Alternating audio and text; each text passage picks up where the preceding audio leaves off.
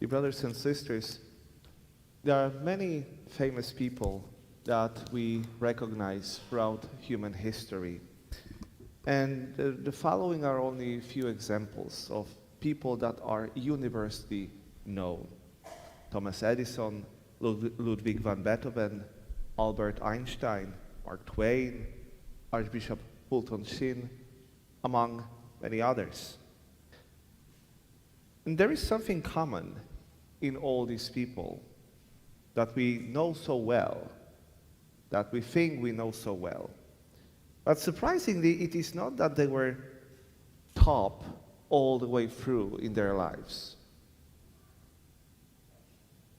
On the contrary, they were not that outstanding when they were young.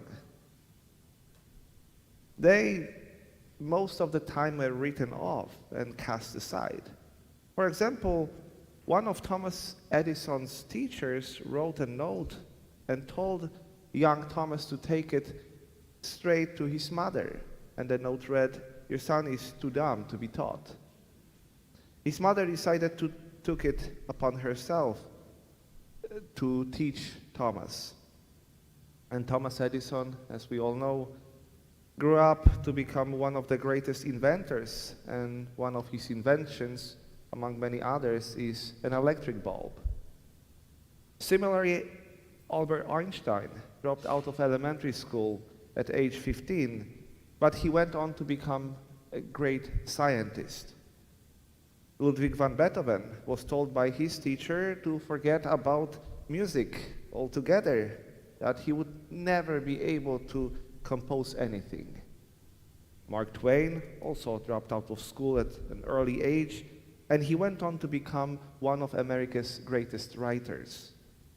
Archbishop Fulton Sheen, the famous TV evangelist of 1950s, was told by his teacher that he would never become any kind of a speaker. These are just some of the famous people in history, in our human history, that do not seem to have any talents or gifts when they were still young. But later on in life, they made a great impact in the world, and eventually the world would acknowledge their greatness. They may be called late bloomers, but bloom they did. And they bloomed to make our world much better and much more beautiful place.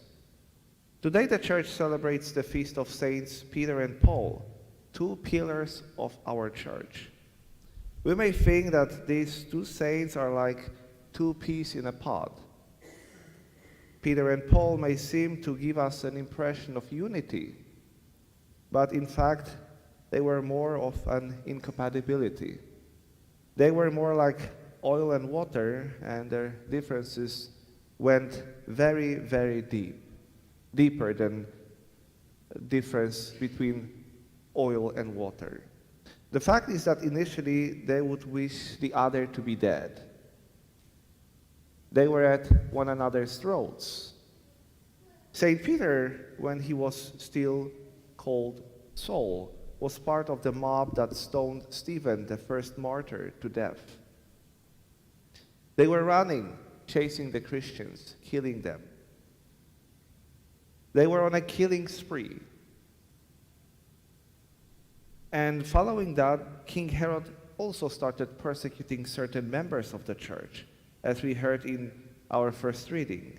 He beheaded James, the brother of John, and when he saw that this pleased the crowds, he targeted Peter and put him into prison. The church prayed fervently for Peter, and he was miraculously rescued from the prison by an angel. And by then, Paul had become number one enemy of the church. He was relentlessly persecuting all Christians, and he even went as far as to Damascus to capture Christians there. But it was there on the road to Damascus that something dramatic happened. And we know exactly what happened. That was where he saw the Christ, and when he changed his ways. drastically. So initially, Paul was the hunter and Peter was the hunted. Paul was the persecutor and Peter was the persecuted. They were on completely opposite and opposing sides. Paul had all the political force and authority to carry out his persecution, but Peter had something much, much greater. And that was the power, the divine power of God that worked for his protection. But even after Paul's conversion on the road to Damascus, when he discovered Christ, when Christ spoke to him, Peter did not immediately become his best friend. And they also did not see an eye to eye on church matters. They were as different as oil and water, and they even had their differences recorded in the Acts of the Apostles. In Galatians chapter 2, verses 11 to 14, Paul even called Peter a hypocrite in his dealings with, with the Gentiles. So it was rather strange that Jesus would choose these two men who seemed to be complete opposites, far from perfect, far from being suitable for any kind of position in the church, to become pillars of his church. Yet, that also showed that the church is both divine and human. And it is as human as it is divine, because there are we who are the building bricks of the church, living and breathing building bricks of the church.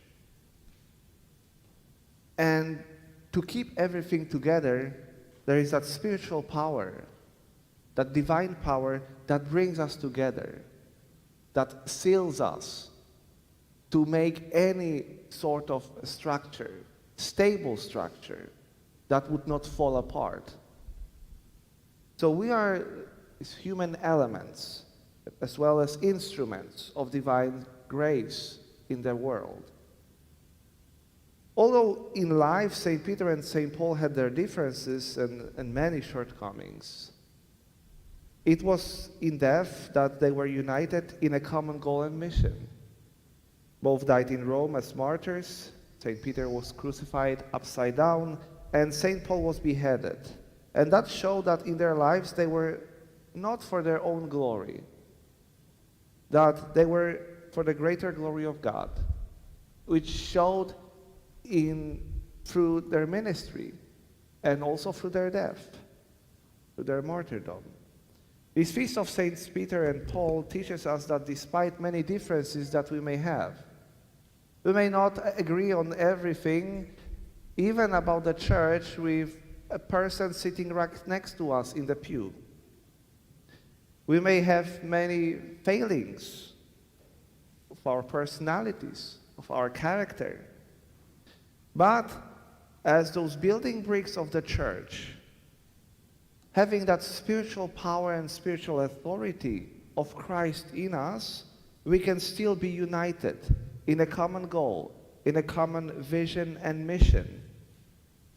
Even now in the church, there are some of us who are conservatives, and those who consider themselves liberals, some who consider themselves traditional, and some who consider themselves modern. Some want discipline, while others want freedom. Yes, the church is like a mixture of water and oil. At least it looks like at times. And yet, we, like St. Peter and St. Paul, are called to put our differences aside and rise above those differences, above those disagreements, differences of opinion, like oil flows above water, and to come together united in our common goal and common mission. As we heard in the Gospel, Jesus promised that the gates of the netherworld will not prevail against the church. But we are also reminded that our differences must not give any opportunity to the netherworld to tear us apart from within. We should never allow, or can never allow, any arguments any differences to tear us apart from within and to walk away from one another. Rather, despite those differences of opinion, many arguments that we may have with one another, we must persevere in coming closer and closer to one another. St. Peter and St. Paul show that in their lives they loved Jesus, and hence in their love they also accepted one another. And that is exactly what God is about.